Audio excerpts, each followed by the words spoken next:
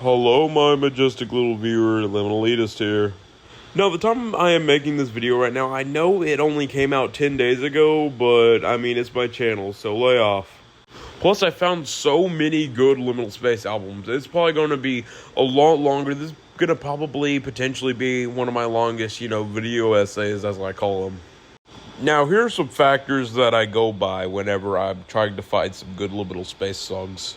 First of all, the album cover. The album cover has to represent the album while being, aesthetically pleasing. And there are some amazing examples of this. Take The Residents' The Gingerbread Man, for example. I mean, this looks weird, and the music's weird. No, this isn't hate towards, The Residents, unless it's the, Anyways, or even take Alter by Sun, for example. I mean, it looks like an eerie album cover, and the music is eerie.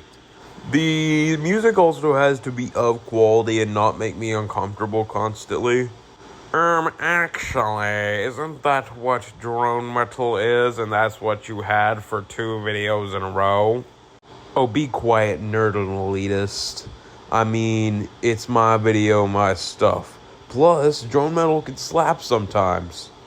Okay, there's no way I just had an argument with myself. Oh my gosh. Anyways, I think you get the rest of the factors, and I will probably try to go as in-depth as possible with some of these, albums. The only thing is, some of these, artists are, barely known in, the mainstream or, outside. Matter of fact, I think it's kind of good that this is not very mainstream. I don't want this to be coworker music. No blabbering, we can go ahead and move on to the first one. I'm kind of excited about the first one, because this is one of my favorite ones of all time. Like and subscribe. Okay, now we have www.deepdive.com, and it's all spaced out. So anyways, this project was brought to you by, Webinar Trademark. But, even looking at the, album cover, you already know what this is going to be. And I am happy about that. I'm glad. And you probably already know what type of liminal space music this is going to be if you have been in the liminal fandom, if that exists, for quite some time now. Well, if you are unaware of what type of music this is, it is Frutiger Arrow.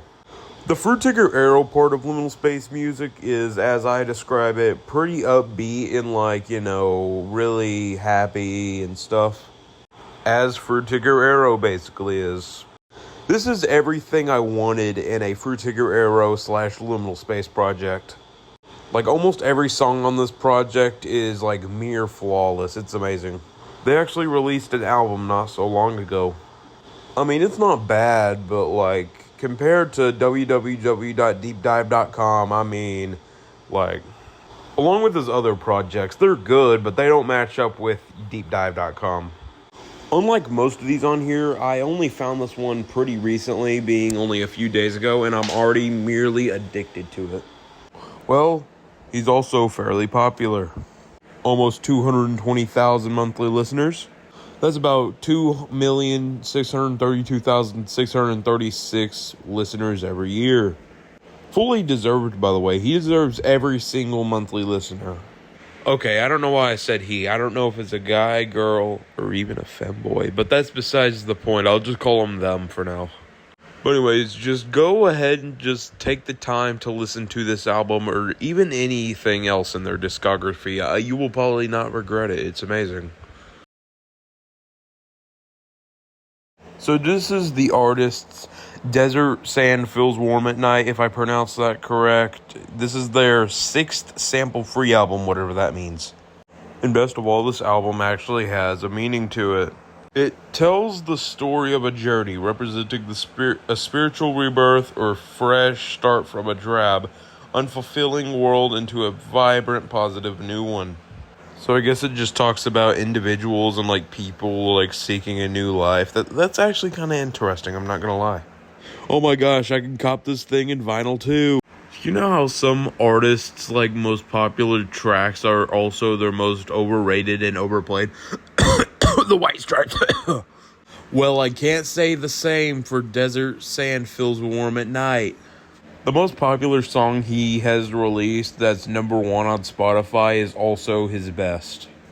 Now, I get that all the other ones are like really peak and they were really amazing, but this one just has like a whole nother level of just amazingness. Like, even the album cover looks amazing. I mean, I'm just saying, like, I don't know what it is about it, but I just kind of like it. This guy's music is also kind of weird.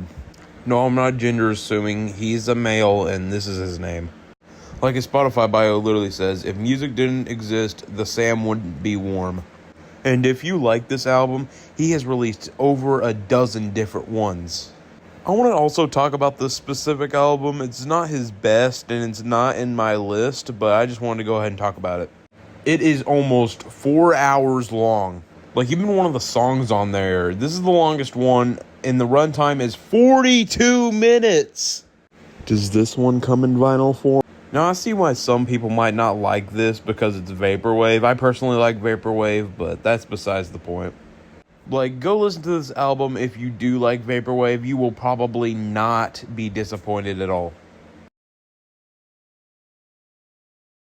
Now, as far as I can remember, this is single-handedly the oldest one we have talked about, beating Earth 2 Special Low Frequency Edition by a year. This artist is probably one of the most popular artists I have talked about in the electric music genre and almost any genre overall. Like, this guy, Aphex Twin, pulls 2.8 million monthly listeners. He gets on average 34,159,860 yearly listeners. And this guy has been doing this for 40 years, like almost 40 years. That's crazy. Also, what is this? Like, Richard D. James, that's his real name. What are you doing here?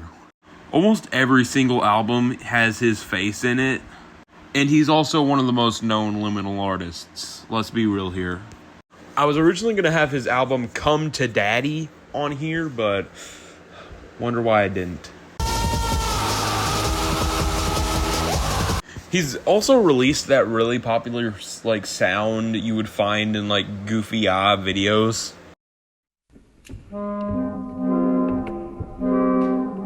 I, of course, slowed it down because I didn't want to get copyrighted, but you can go ahead and listen to the original on Spotify or basically any other streaming app. This guy has really accomplished a lot in his 40-year career. Oh my gosh, that was such a bar. Like, the more I listen to this album, the more I appreciate it. Like, I listened to it while doing some chores around the house, and it was amazing. And you can also listen to many other of his projects because they're almost as, if not better than this one. I just added this one because this is his first one and aka probably one of his magnum opuses. Anyways, I just wanted to add this one because how iconic and old it is. And yeah, please go listen to Aphex Twin along with many other of his projects because he's weird. There is 2 words I can describe this album. Wii Shop. This album just gives me those types of vibes of like old retro like consoles from the 2000s. Well, not retro, but you know what I mean. You know, like the shop and like catalog of all that. I honestly thought the second song on this album was literally just like a remix of Mario 64 Sleep Music. They both do start off with the same 3 notes, but Reflections just like switches it up a little bit. And yeah, Mario 64, you know, iconic and all that. Hello, my dear viewers. That was low-key corny, I'm not gonna lie. Game show Liminalitist here. And tonight, welcome to Guess How Long the Album Is! Where we guess how long the album is. Judging by the name, of course. Now, you have 4 answers to the question, and you have to choose them. How long is the album Dream OS? Is it 59 minutes, 19 minutes, 2.5 hours long, or 30 minutes long? Take the time to guess. If you got C, you would be absolutely wrong, because the answer is B. Now, this is easily the shortest album that I have covered on this channel. Yet it's probably one of the like best albums to represent like the Wii and like, you know, all the 2000 consoles like background music. This is probably one of the best examples that you could find of it. Their name is Elijah and they make 50,000 listeners. That's it? Bro, they're so underrated. What? This is literally, they made an album so good. Out of the hundreds of albums that I could have chose for this spot, I chose this one, and they only have not even 60,000 monthly listeners. What? We got to get them to like probably, I'm not sure. We should get them up a little higher to try to get them to 60,000 monthly listeners. Let's try to do that, please. Also, they did release a single on August 8th, so this shows me that they are probably working on a new album, because this is the only album that they have released. This is probably one of the longest segments I have done for one of these albums, and that's just to go to show how good this album is. And no, this is not mainly because of that game show little skit that I did, okay? But you know the album's good whenever I spend over 2 minutes talking about it. Like, you know for sure, because I usually spend on average, like, probably about 2 minutes trying to work on these, and this has been, like, over 3 minutes. That's crazy. Like, this album just screams Wii Shop. And I'm not saying that to complain either. This is amazing. Sorry, I'm just still thinking about that this album's only 19 minutes long. There are songs I can think of that are longer than this album. That is crazy. And this ain't even the last one that's on this list. And far from it, to be honest. Well, we're probably about halfway, so we can go ahead and move on to the next one. Please go show this some love. Now, this album does have like a pretty interesting past onto why it was made.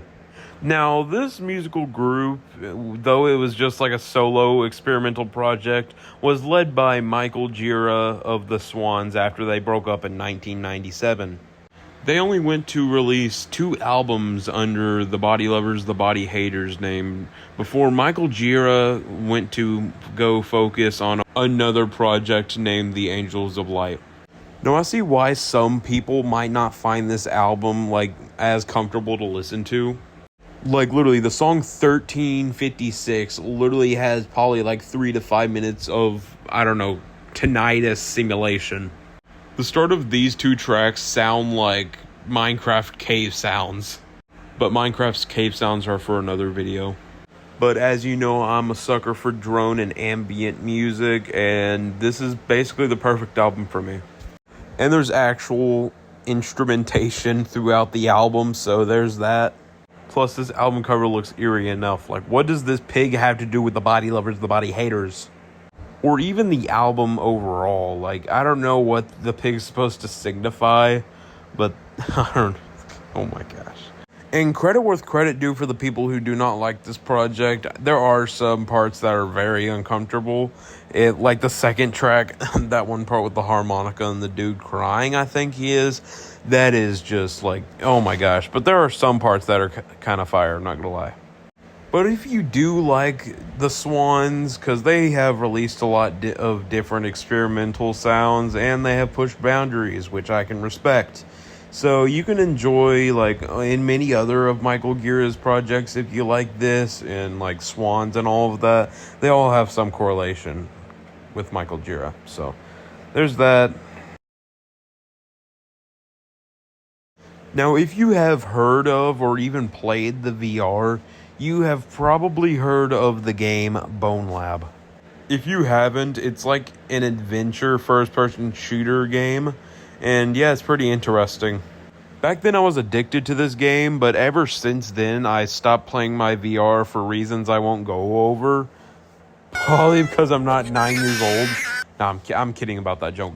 Don't take that personally or seriously. I'm sorry. No, some of these songs are super fire. Like, they go hard. And some are eerie too, which matches, you know, the ambient and drone stuff. Well, not drone, but just ambient sort of. There is one specific track on this 3-hour-long, you know, OST album that goes super hard on a different level. That being the 10-minute song, The Grand Journey. This is some amazing stuff, okay? I believe it's one of the songs that play on the last level whenever you're, like, progressing through it. I'm not entirely sure. It's been probably about 6 months since I played. I might play again, though. Like, without this album, Bonelab would be dull and dry, okay? I'm just gonna say that now. Without the music in the background, this game would have been dull and dry. Sure, it's like fun and action-packed while also keeping like an eerie and funny denominator at the same time. Yeah, it would have been like basically hollow without this soundtrack. He also made music for this other Bonelab game. Well, it came out way before Bonelab, but I prefer Bonelab any day of the week, to be honest. This is by far, like, up there, like, with my top 3 favorites. I mean, I do have, all these that I'm talking about are my favorites, but, like, there are some on here that are my super favorites. I will probably go over that by the end of the year, if you know what I mean. Maybe. Because I'm planning on making way more parts of my favorite Liminal Space albums. I just gotta find more, listen to them, and see if I can be serenaded by them. So we can go ahead and move on to the next one, and thank you for listening to this, if you have, or even played the games, because, I mean, I really love it. Alright, so I was intentionally going to add more, like, albums, but I'm going to say that for another part. Plus, I want to work on another video that's going to take a lot longer and be, you know, way different from many other of the stuff. Just, like, get a little bit more experimental, you know, all that, so... Just wanted to go ahead and say that. I post many other Liminal Space albums. You can go watch the other 2 parts if you want to. Like and subscribe.